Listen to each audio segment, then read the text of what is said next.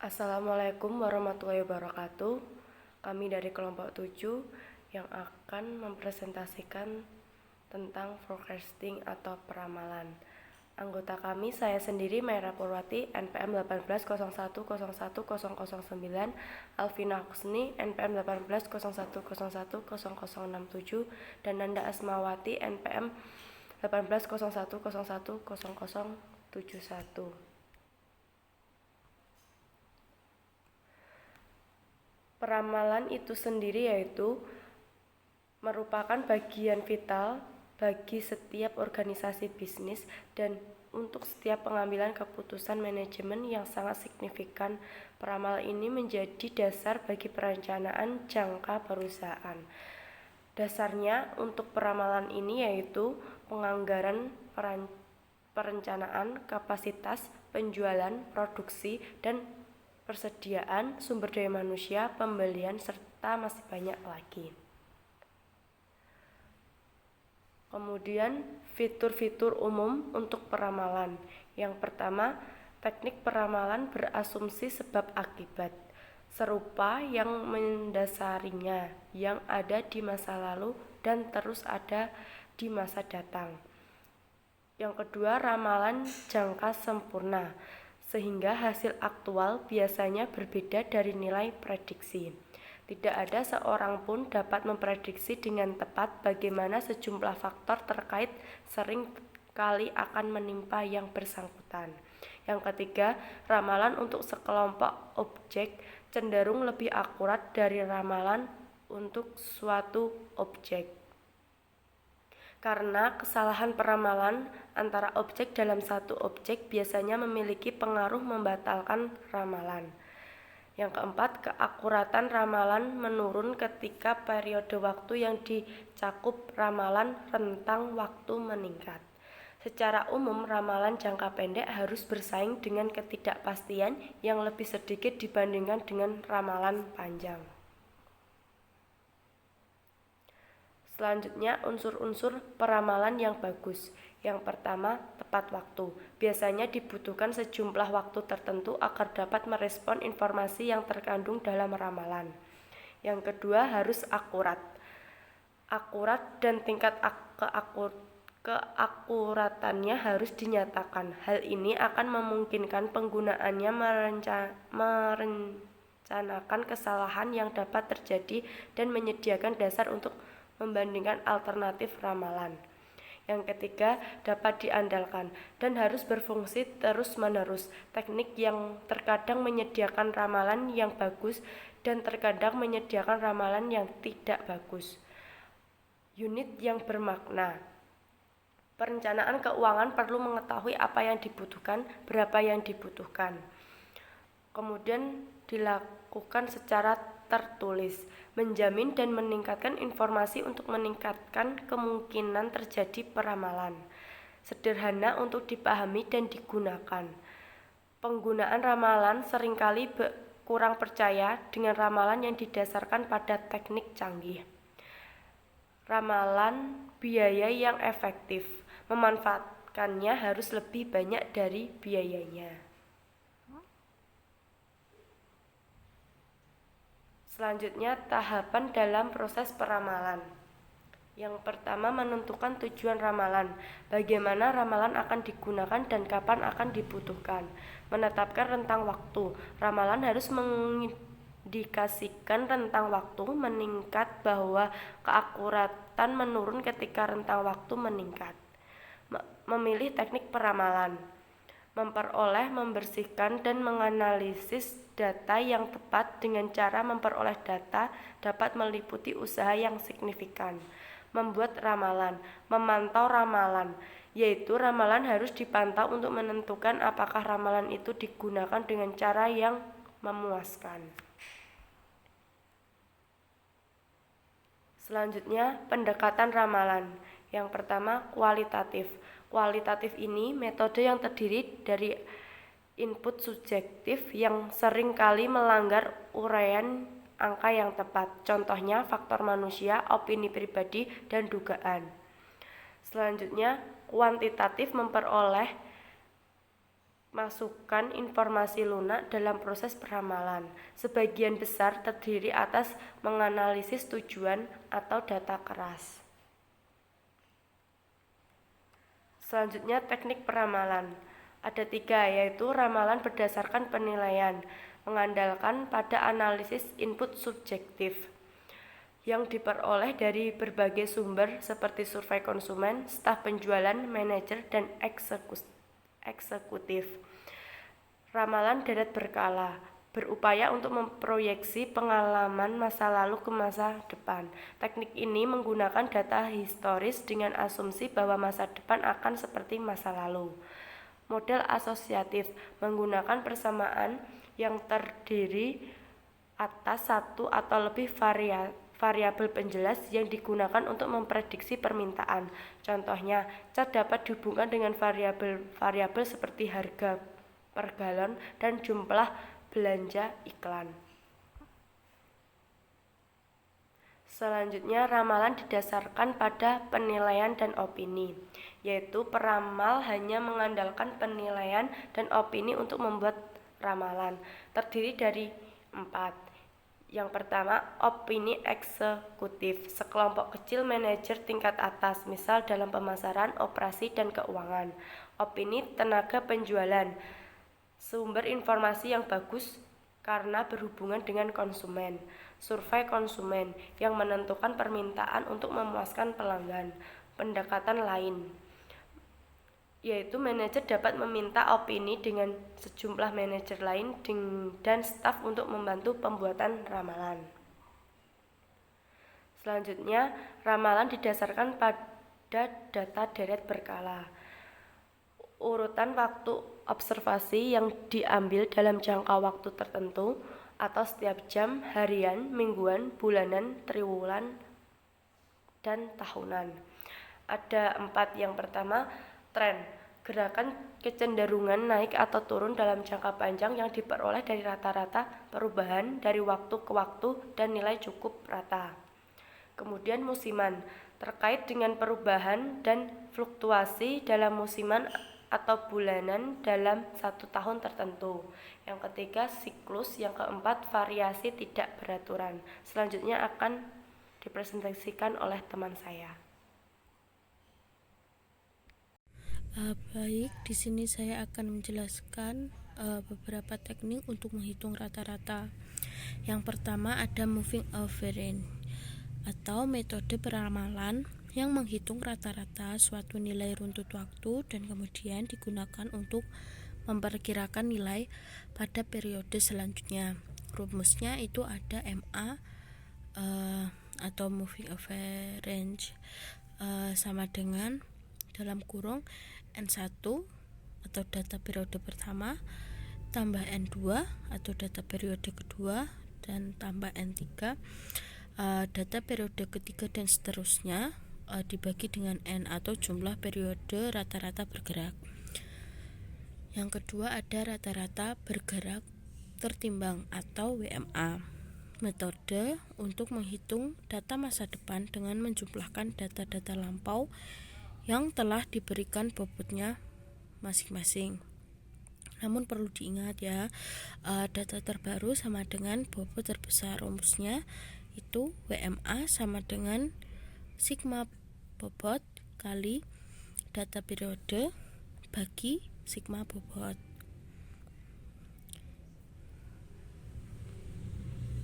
Di sini ada contoh yang rata-rata bergerak. Contohnya perusahaan PT Jaya yang bergerak di bidang manufacturing ponsel ingin meramalkan penjualan ponsel untuk bulan April dan Mei dengan menggunakan data penjualannya yang dimulai dari bulan Januari.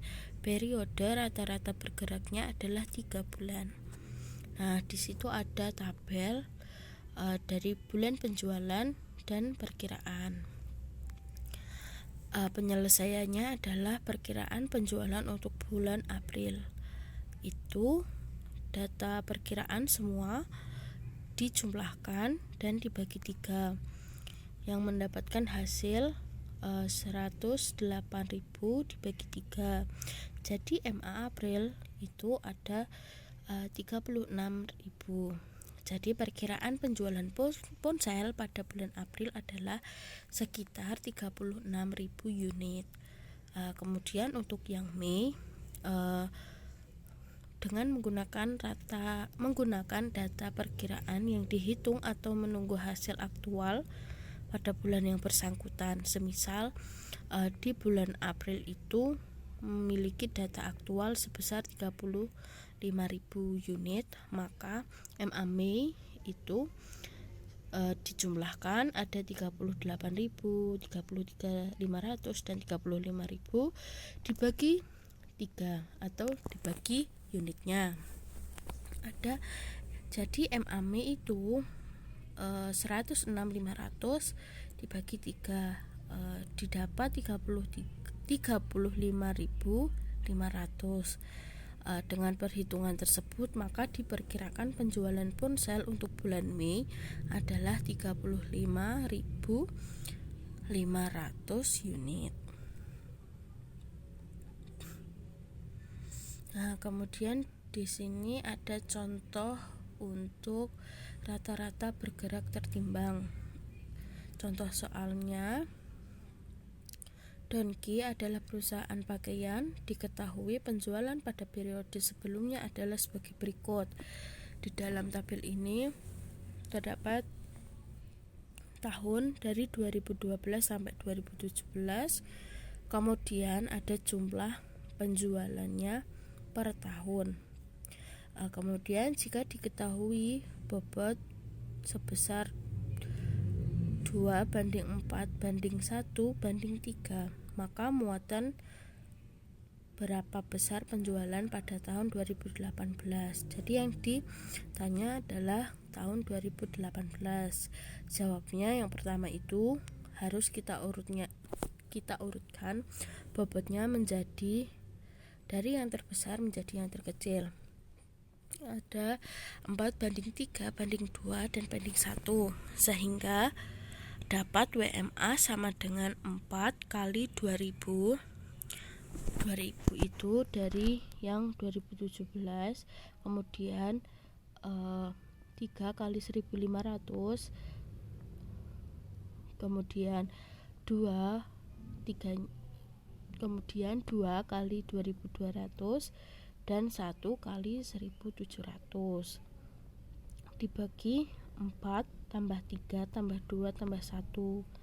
Jadi totalnya menjadi 1860 unit. Jadi Donki diprediksi menjual pakaian sebanyak 1860 unit pada 2018. Nah, yang ketiga ada pemulusan eksponensial atau exponential smoothing, suatu metode peramalan rata-rata bergerak yang memberikan bobot secara eksponensial atau bertingkat pada data-data terbaru, sehingga data-data tersebut akan mendapatkan bobot yang lebih besar. Di sini ada rumus, yaitu FT sama dengan FT-1 plus alpha dikalikan dengan AT-1 min FT-1.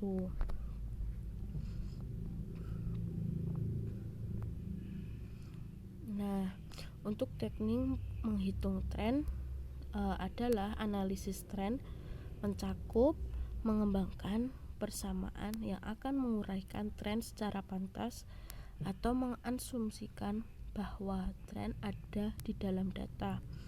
Komponen tren mungkin linier. Persamaan tren itu ada persamaan tren linier atau linear trend equation, digunakan untuk mengembangkan ramalan ketika terdapat tren. Rumusnya FT atau ramalan untuk periode T sama dengan A, atau nilai FT pada T sama dengan 0 plus BT. B itu kemiringan garis dan T jumlah periode waktu yang ditentukan dari T sama dengan 0. Contoh, perhatikan persamaan tren F1 sama dengan 45 plus 5T. Nilai FT1 ketika T0 adalah 45 dan kemiringan garisnya adalah 5, yang berarti bahwa rata-rata nilai F1 akan meningkat 5 unit untuk setiap periode waktu. Apabila T10, ramalannya F1 adalah 45 plus 5 kali 10. Nah, yang 10-nya itu dari T sama dengan 95 unit.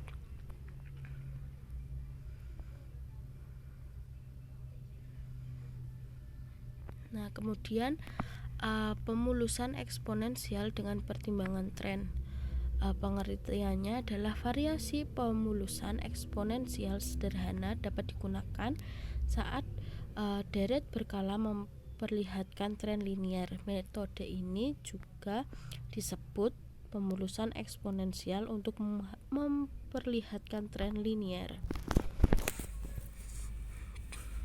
Teori untuk menghitung musiman.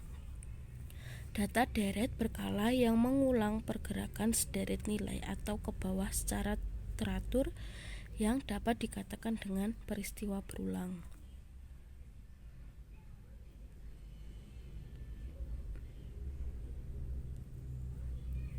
Nah, kemudian cara menggunakan relatif musiman dan menghitung relatif musiman.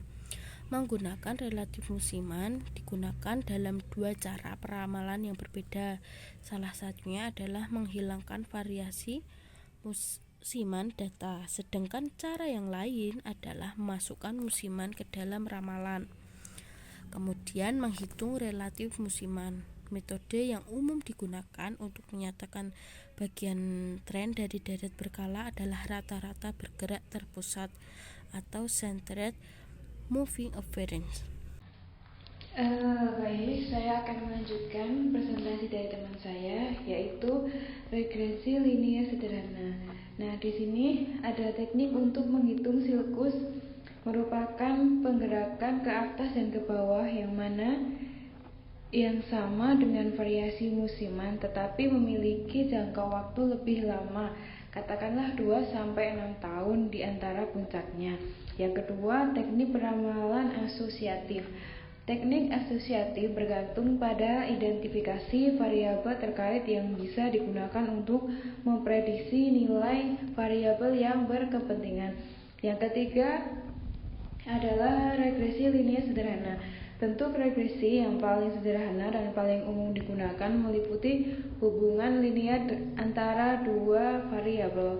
Garis kedua terkecil ini memiliki persamaan sebagai berikut: Yx sama dengan A plus Bx, keterangan Y prediksi variabel terkait, X prediksi variabel bebas, B kemiringan garis, dan A nilai Y ketika X sama dengan 0. Misalnya ketinggian garis pada titik potong Y. Catatannya secara tradisional, persamaan ini mewakilkan nilai prediksi variabel pada sumber Y dan nilai variabel penjelasan pada sumber X.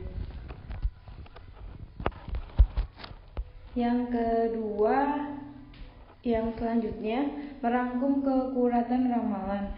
Di sini ukuran yang digunakan adalah mean absolute deviation MAD dan mean square error MSE dan mean absolute present error. Mengendalikan ramalan. Ramalan dianggap memenuhi syarat jika kesalahan hanya menunjukkan variasi acak. Alat yang digunakan untuk mendeteksi pada kesalahan adalah bagan kendali atau control case. Kemudian langkah-langkah dalam menghitung bagan kendali. Menghitung akar kuadrat dari MSE. Kesalahan didistribusikan sesuai distribusi normal di sekitar rata-rata 0. Menghitung batas kendali atas batas kendali bawah dengan rumus batas kendali 0 plus MSE. Hitung batas kendali 2S untuk kesalahan ramalan ketika MSE sebesar 2,0. Sinyal penerusan tracking signal yaitu mengaitkan kesalahan ramalan kumulatif dengan rata-rata kesalahan absolut. Sinyal penelusuran dihitung setiap periode dengan menggunakan rumus. Sinyal penelusuran aktual ramalan MAD setelah menentukan nilai awal MAD dan MAD dapat diperbarui menggunakan pemulusan eksponensial sebagai di bawah ini: MAD plus aktual ramalan dan min MAD. Memilih teknik peramalan. Ada dua faktor penting dalam memilih teknik peramalan, yaitu biaya dan keuratan. Secara umum semakin tinggi keuratan, semakin besar pula keakuratan, sehingga kita perlu bandingkan trending of biaya dengan keakuratan secara cermat. Menggunakan informasi ramalan, manajer dapat mengambil pendekatan reaktif atau proaktif. Yang pertama, pendekatan reaktif memandang ramalan sebagai permintaan di masa mendatang yang mungkin ada dan manajer akan bereaksi untuk memenuhi. Misalnya dengan menggunakan iklan, penentuan harga, dan perubahan produk atau jasa. Yang kedua, pendekatan proaktif yaitu membutuhkan modal penjelasan atau regresi atau penilaian pengaruh yang subjektif pada permintaan.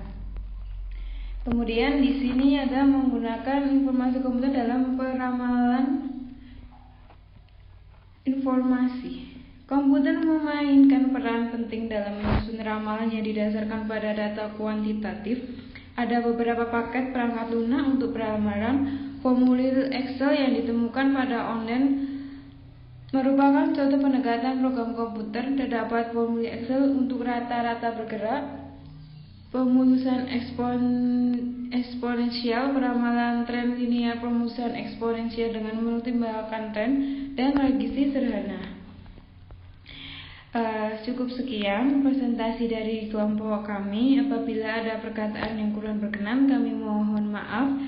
Wassalamualaikum warahmatullahi wabarakatuh.